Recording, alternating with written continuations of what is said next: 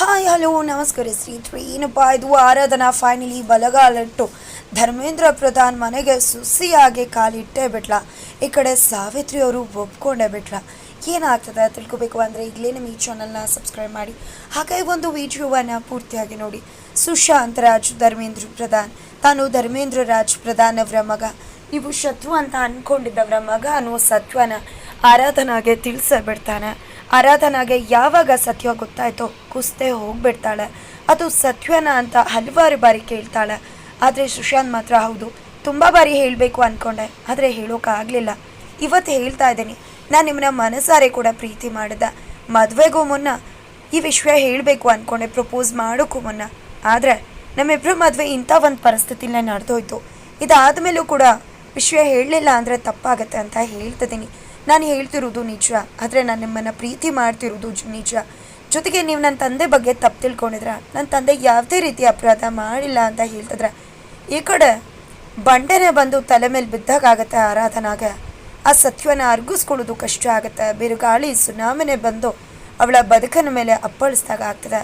ಇದಕ್ಕೆಲ್ಲ ಕೂಡ ನನ್ನ ಹಣೆ ಬರನೇ ಹೊಣೆ. ಯಾವುದೂ ಕೂಡ ನಂಗೆ ಸಿಗೋದಿಲ್ಲ. ಯಾವುದೇ ಖುಷಿ ಸಿಕ್ಕಿದ್ರೂ ಕೂಡ ಇನ್ನೇನು ಖುಷಿ ಪಡೋಣ ಅನ್ನೋಷ್ಟರಲ್ಲಿ ಕಳೆದೋಗುತ್ತೆ. ನನ್ನ ಫ್ರೆಂಡು ನನ್ನ ತುಂಬ ಚೆನ್ನಾಗಿ ಅರ್ಥ ಮಾಡ್ಕೊಂಡಿರೋರು ನನ್ನ ಗಂಡಾಗಿ ಬಂದರು ಅಂತ ಖುಷಿ ಆಗಿದ್ದೆ. ಆದರೆ ಕೆಲವೇ ಕ್ಷಣಗಳಲ್ಲಿ ಅದು ಕೂಡ ಕೊಚ್ಕೊಂಡು ಹೋಗ್ಬಿಡ್ತು. ಇನ್ನೇನು ಕೂಡ ಮಾತಾಡಬೇಡಿ ರಾಜ್ ಅಂತ ಹೇಳಿ ಕೋಪ ಮಾಡ್ಕೊಂಡು ಅಲ್ಲಿಂದ ಬರ್ತಾಳೆ. ಆದರೆ ವಟಾರದಲ್ಲಿ ಇಲ್ಲಿ ಗಂಡನ ಮನೆ ಕಳಿಸೋಕೆ ಎಲ್ಲ ರೀತಿ ಶಾಸ್ತ್ರಗಳನ್ನ ಮಾಡೋದಕ್ಕೆ ರೆಡಿ ಮಾಡ್ಕೊಂಡಿದ್ದಾರೆ. ಆದರೆ ಇಲ್ಲಿ ಆರಾಧನಾ ಬಂದಿದ್ದು ನೋಡಿ ಎಲ್ರಿಗೂ ಶಾಕ್ ಆಗುತ್ತೆ. ಖುಷಿಯಿಂದ ಹೋದವಳು ಯಾಕೆ ಈ ರೀತಿ ಬರ್ತದಾಳೆ ಅಂತ. ಈ ಕಡೆ ರೇವತಿ ಅವರು ಯಾಕೆ ಏನಾಯಿತು, ಒಳಗಡೆ ಹೋಗು, ಗಂಡನ ಮನೆ ಕಳಿಸೋ ಶಾಸ್ತ್ರ ಮಾಡಬೇಕು ಅಂದಾಗ, ಇಲ್ಲಮ್ಮ ನಾನು ಹೋಗಲ್ಲ ಅಂತಾಳೆ. ಯಾಕೆ ಏನು ಅಂದಾಗ, ಇಲ್ಲಮ್ಮ ನಾನು ಎಲ್ಲೂ ಹೋಗಲ್ಲ, ನಿನ್ನ ಜೊತೆನೇ ಇರ್ತೀನಿ ಅಂತ ಹಠ ಮಾಡ್ತಾಳೆ. ಆ ರೀತಿ ಎಲ್ಲ ಆಗಲ್ಲ ಮಗಳೇ, ಈಗ ನಿನ್ನ ಮದುವೆ ಆಗಿದೆಯಾ, ಗಂಡನ ಮನೇಲಿ ಇರಬೇಕು, ಅಮ್ಮನ ಜೊತೆ ಅಲ್ಲ, ಹೋಗು ರೆಡಿ ಆಗು ಅಂತ ಕಳಿಸ್ತಾರೆ. ಈ ಕಡೆ ಸುಶಾಂತ್ನ ಕೂಡ ಮುರುಗೇಶ್ ಕರ್ಕೊಂಡು ಹೋಗ್ತಾರೆ. ನಂತರ ಈ ಕಡೆ ಎಲ್ಲ ರೀತಿ ಶಾಸ್ತ್ರಗಳಿಗೆ ರೆಡಿ ಮಾಡ್ತಿದ್ದಾರೆ ರೇವತಿಯವರು.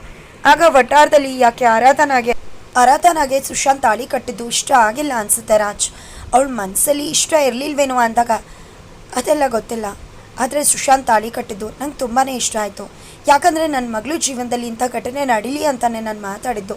ಒಂದು ಪಕ್ಷ ಅವಳಿಗೆ ಇಷ್ಟ ಇಲ್ಲ ಅಂದರೂ ಪರವಾಗಿಲ್ಲ, ಈ ಮನೇಲಿ ಕಷ್ಟಪಡೋಕ್ಕಿಂತ ಸುಶಾಂತ್ ಜೊತೆ ಹೋಗಿ ಅವಳ ಗಂಡನ ಮನೇಲಿ ತುಂಬ ಚೆನ್ನಾಗಿರ್ತಾಳೆ ಅನ್ನೋ ನಂಬಿಕೆ ನನಗಿದೆ ಅಂತ ಹೇಳ್ತಿರ್ತಾರೆ. ಅಷ್ಟರಲ್ಲಿ ಮಹೇಶ್ ಅವರು ಆಲ್ರೆಡಿ ಬದಲಾಗಿದ್ದಾರೆ, ಶ್ರೀಮಂತರ ಮನೆಗೆ ಸೊಸೆ ಆಗ್ಬಿಟ್ಟಿದ್ದಾಳೆ ಆರಾಧನಾ ಅಂತ.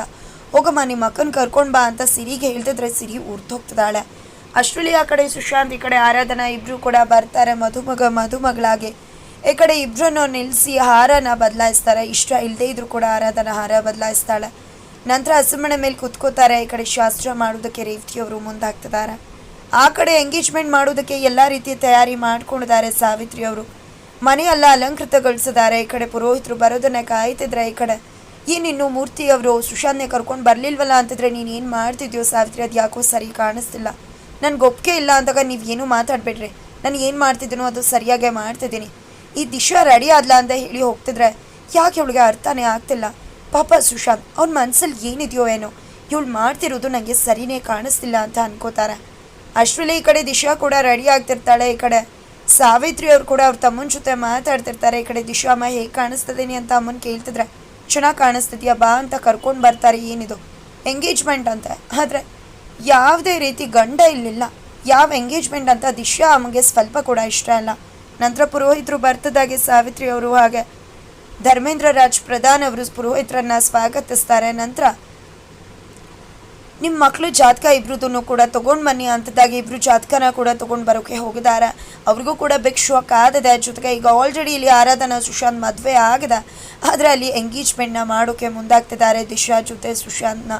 ಈ ಕಡೆ ರೇವತಿಯವರು, ಯಾಕೆ ಆರಾಧನಾ ಸಪ್ಪಗೆತ್ಯಾ, ಬೇಜಾರು ಮಾಡ್ಕೊಂಡಿದ್ಯಾ, ನಾನು ಆ ರೀತಿ ಮಾತಾಡಿದೆ ಅಂತನಾ, ನಾನು ಬೇಕು ಅಂತಲೇ ಮಾತಾಡಿದ್ದಮ್ಮ, ನಿನ್ನ ಜೀವನ ಚೆನ್ನಾಗಿರಬೇಕು, ನೀನು ರಾಜ್ ಜೊತೆ ಮದುವೆ ಆಗಬೇಕು ಅಂತ, ನೀನು ಈ ಮನೆಯಿಂದ ಹೊರಟು ಹೋಗಬೇಕು ಅಂತ. ಇಲ್ಲಿ ಖಂಡಿತ ನಿನ್ನ ನೆಮ್ಮದಿಯಾಗಿ ಬಿಡ್ತಿರ್ಲಿಲ್ಲ, ಅದಕ್ಕೋಸ್ಕರನೇ ಆ ರೀತಿ ಮಾಡಿದೆ ಮಗಳ, ದಯವಿಟ್ಟು ಬೇಜಾರು ಮಾಡ್ಕೋಬೇಡ ಅಂತ ಹೇಳಿ ಶಾಸ್ತ್ರನ ಕಂಟಿನ್ಯೂ ಮಾಡ್ತಿದ್ರೆ. ಈ ಕಡೆ ನೀನು ನನ್ನ ಗಂಡನ ಮನೆಗೆ ಹೋಗಿ ಚೆನ್ನಾಗಿರಮ್ಮ ಅಂದಾಗ, ಏನಮ್ಮ ಹೇಳ್ತಿದ್ಯಾ, ನನ್ನ ಗಂಡನ ಮನೆಗೆ ಹೋಗಿ ನಾನು ಚೆನ್ನಾಗಿರ್ಬೇಕಾ, ನನ್ನ ಗಂಡನ ಮನೆ ಯಾವುದು ಅಂತ ನಿನಗೆ ಗೊತ್ತಾ, ನಾನು ಎಲ್ಲೇ ಹೋಗ್ತಿದ್ದೀನಿ ಅಂತ ನಿನಗೆ ಗೊತ್ತಿದೆಯಾ ಅಂತ ಆರಾಧನಾ ಕೇಳ್ತಿದ್ರೆ, ಎಲ್ಲಿಗೆ ಅಂತ ಹೇಳಿದ್ರೆ ಧರ್ಮೇಂದ್ರ ರಾಜ್ ಪ್ರಧಾನ್ ಅವ್ರ ಮನೆಗಮ್ಮ ಹೋಗ್ತಿರೋದು ನಾನು ಅಂಥದ್ದಾಗೆ ಸುಶಾಂತ್ನ ನೋಡಿ ಶಾಕ್ ಆಗ್ತಿದ್ದಾರೆ ರೇವತಿಯವರು. ಈ ಕಡೆ ಸುಶಾಂತ್ ಕೂಡ ತಲೆ ತಗ್ಸಿದಾನೆ. ಈಗ ಹೇಳಮ್ಮ, ಹೋಗ್ಲಾ ಅಂದಾಗ ಹೋಗಲೇಬೇಕು. ಮದುವೆ ಆದಮೇಲೆ ಗಂಡನ ಮನೆಯೇ ನಿಂದು, ಅಲ್ಲಿಗೆ ಹೋಗಬೇಕು, ಅಲ್ಲೇ ಬಾಳಬೇಕು, ಶತ್ರು ಆಗಿದ್ರು ಅಷ್ಟೇ ಅಂತ ಹೇಳಿ ಶಾಸ್ತ್ರನ ಕಂಪ್ಲೀಟ್ ಮಾಡ್ತಾರೆ. ನಂತರ ಸುಶಾಂತ್ ಹತ್ರ ಕೈ ಮುಗ್ದು ಕೇಳ್ಕೊತಿದ್ದೇನಪ್ಪ, ನನ್ನ ಮಗಳು ತುಂಬಾ ಕಷ್ಟಪಟ್ಟಿದ್ದಾಳೆ, ಅವಳು ಖುಷಿಯಾಗಿರಬೇಕು, ಆ ರೀತಿ ನೋಡ್ಕೊ ಅಂದಾಗ ಏನು ಆಂಟಿ ಈ ರೀತಿ ಮಾತಾಡ್ತಿದ್ರ, ನಾನು ಅವ್ರನ್ನ ತುಂಬ ಚೆನ್ನಾಗಿ ನೋಡ್ಕೋತೀನಿ ಅಂತ ಹೇಳ್ತಿದ್ದಾರೆ. ನಂತರ ಸುಶಾಂತ್ ಹಾಗೆ ಆರಾಧನಾ ಇಬ್ಬರು ಕೂಡ ಪಾಪಮ್ಮಜ್ಜಿ ವಟ್ಟಾರದಲ್ಲಿರ್ತಕ್ಕಂಥ ದೊಡ್ಡವರು ಅಪ್ಪ ಅಮ್ಮ ಎಲ್ಲರ ಆಶೀರ್ವಾದ ತಗೋತಾರೆ. ಈ ಕಡೆ ಮಹೇಶ್ ಅವರಂತೂ ನೋಡಪ್ಪ ನನ್ನ ಮಗಳ ಮೇಲೆ ನಾನು ರೇಗ್ತಿದ್ದೆ ಅಂತ ಕೋಪಕ್ಕಲ್ಲ, ಅವಳನ್ನ ಅದೇ ತಪ್ಪಬಾರ್ದು ಅಂತಷ್ಟೇ, ನನ್ನ ಮಗಳಂದರೆ ತುಂಬಾ ಪ್ರೀತಿ, ನನ್ನ ಮಗಳಿಗೆ ಯಾವುದೇ ರೀತಿ ತೊಂದರೆ ಕೊಡದೆ ಚೆನ್ನಾಗಿ ನೋಡ್ಕೋಬೇಕು ನೀನು ಅಂತ ಹೇಳ್ತಿದ್ದಾರೆ. ನಂತರ ಈ ಕಡೆ ಮನೆಗೆ ಕಳಿಸ್ಬೇಕಿದ್ರೆ ಈ ಕಡೆ ಸುಶಾಂತ್ಗೆ ಗೊತ್ತಾಗುತ್ತೆ ಮೂರ್ತಿ ಅಂಕಲ್ ಅಲ್ಲೇ ಇದ್ರು ಅಂತ. ಬಿಕಾಸ್ ಮೂರ್ತಿ ಅಂಕಲ್ ಮದುವೆ ಆದಾಗಿಂದ ಕೂಡ ಅಲ್ಲೇ ಇದ್ದಾರೆ. ಈ ಕಡೆ ಅಂಕಲ್ ಅದು ಏನಾಯಿತು ಅಂದರೆ ಅಂತಾಗ ನಾನು ಎಲ್ಲ ಕೂಡ ನೋಡಿದೆ ಸುಶಾಂತ್, ಎಲ್ಲ ಕೂಡ ನನಗೆ ಗೊತ್ತಾಯಿತು, ಏನೂ ಹೇಳಬೇಡ ಅಂತಿದ್ದಾಗೆ ಈ ಕಡೆ ನಡಿ ಆರಾಧನಾ ಕರಿ ಲೇಟ್ ಆಗ್ತದೆ ಅಂದಾಗ, ಏನು ಅಂಕಲ್ ಹೇಳ್ತಿದ್ರ ಮನೆಗೆ ಅಂದಾಗ ಮತ್ತಿಲ್ಲೆಲ್ಲಿ ಹೋಗ್ತೀಯಾ ಅಂದಾಗ, ಅದು ಅಮ್ಮ ಅಪ್ಪ ಅಂದಾಗ ನಾನು ಅವ್ರನ್ನೆಲ್ಲ ನೋಡ್ಕೋತೀನಿ, ಮೊದಲು ಅವಳನ್ನ ಕರ್ಕೊಂಡು ಒಳಗಡೆ ನಡಿ ಅಂತಾರೆ. ಈ ಕಡೆ ಆರಾಧನನ ಕರ್ಕೊಂಡು ಕಾರಲ್ಲಿ ಹೊರಡ್ತಿದ್ರೆ ಈ ಕಡೆ ರೇವತಿಯವರು ಏನು ಹೇಳಿ ಮಗಳನ್ನ ಬೇಡ ಅನ್ಬೇಕು, ಆದರೆ ನನ್ನಿಂದ ಸಾಧ್ಯ ಆಗ್ತಿಲ್ವ, ನಮ್ಮ ಶತ್ರು ಮನೆಗೆ ಹೋಗ್ತಿದ್ದಾಳೆ, ಹೇಗಿರ್ತಾಳು ಅಂತ ನೊಂದ್ಕೋತಿದ್ದಾರೆ. ನಂತರ ಆ ಕಡೆ ಪುರೋಹಿತರು ಶಾಕಿಂಗ್ ನ್ಯೂಸ್ ಕೊಡ್ತಿದ್ದಾರೆ, ಇವರಿಬ್ಬರು ಮದುವೆ ಆಗೋಕ್ಕೆ ಸಾಧ್ಯವೇ ಇಲ್ಲ, ಸುಶಾಂತ್ ಮದುವೆ ಆಲ್ರೆಡಿ ಬೇರೆಯವ್ರ ಜೊತೆ ಆಗಿದೆ ಅಂತ ಹೇಳ್ತಿದ್ದಾಗ ಮನೆಯವ್ರು ಎಲ್ರಿಗೂ ಶಾಕ್ ಆಗ್ತದೆ. ಅಷ್ಟರಲ್ಲಿ ಈ ಕಡೆ ಮೂರ್ತಿಯವ್ರು ಕೂಡ ಆರಾಧನಾ ಹತ್ರ ಕೆಲವೊಂದು ವಿಷಯಗಳನ್ನ ಹೇಳ್ತಿದ್ದಾರೆ. ನಿನ್ನ ಶತ್ರು ಮನೆಗೆ ಹೋಗಲೇಬೇಕು, ನಿನ್ನ ಶತ್ರು ವಿರುದ್ಧ ನಿನಗೆ ಆಗಿರುವ ಅನ್ಯಾಯನ ಸೇಡನ್ನು ತೀರಿಸ್ಕೊಳ್ಳೇಬೇಕು ಅಂತ ಹೇಳ್ತಿದ್ದಾರೆ.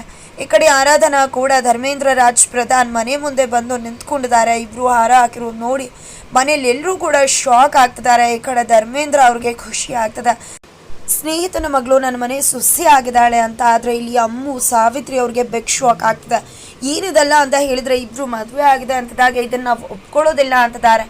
ಈ ಕಡೆ ಆರತಿ ತೆಗೆದು ಕರ್ಕೊಳ್ಳಿ ಅಂತ ಹೇಳಿದ್ರೆ, ಹಾಗಿದ್ರೆ ಸಾವಿತ್ರಿ ಅವರು ಆರತಿ ತೆಗೆದು ಸೀರನ್ನು ಒದಿಸಿ ಆರಾಧನನ ಮನೆ ಒಳಗಡೆ ಕರ್ಕೋತಾರ, ಅಥವಾ ತಮ್ಮ ಮನೆಯಲ್ಲಿ ಜಾಗ ಇಲ್ಲ ಅಂತ ಮಗ ಸೊಸೆನ ಮನೆಯಿಂದ ಹೊರಗಡೆ ಹಾಕ್ತಾರ, ಅಥವಾ ಶತ್ರು ಮನೆ ಪ್ರವೇಶ ಕೊಟ್ಟೇ ಬಿಡ್ತಾಳ, ಬಲಗಾಲಿಟ್ಟು ಸೀರನ್ನು ಒದಿಯೋದ್ರ ಮುಖಾಂತರ ತನ್ನ ಸೇಡನ್ನು, ತನ್ನ ಅಪ್ಪನ ಸೇಡು, ತನ್ನ ಸ್ನೇಹಿತ ಸೇಡನ್ನು ಎಲ್ಲವನ್ನ ಕೂಡ ತೀರಿಸ್ಕೊತಾಳ.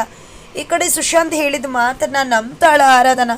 ಸೀಡ್ ತೀರಿಸ್ಕೊಳ್ಳೋದು ಧರ್ಮೇಂದ್ರ ಪ್ರಧಾನ್ ಅವ್ರ ಮೇಲ ಅಥವಾ ಅಮ್ಮು ಮೇಲ. ಈ ಕಡೆ ಅಮ್ಮು ಅಂತೂ ನಡ್ಗೋಗ್ತದಾಳೆ, ಏನು ಮಾಡೋದು ಅಂತಾನೆ ಗೊತ್ತಾಗ್ತಿಲ್ಲ. ಈ ಕಡೆ ಸಾವಿತ್ರಿ ಅವ್ರಿಗೆ ತನ್ನ ಮಗಳ ಚಿಂತೆ, ಹಾಗೆ ಅವರ ಅಪ್ಪನ ಮೇಲಿನ ದ್ವೇಷ, ತನ್ನ ಮನೇನ ಒಡಿತಾಳು ಅನ್ನುವ ಆತಂಕ. ಹಾಗಿದ್ರೆ ಮುಂದೆ ಏನಾಗುತ್ತೆ ಎಂತಾಗುತ್ತೆ ತಿಳ್ಕೊಬೇಕು ಅಂದರೆ ಮುಂದಿನ ವಿಡಿಯೋಗೋಸ್ಕರ ವೀಚ್ ಮಾಡೋದನ್ನು ಮರಿಬೇಡಿ.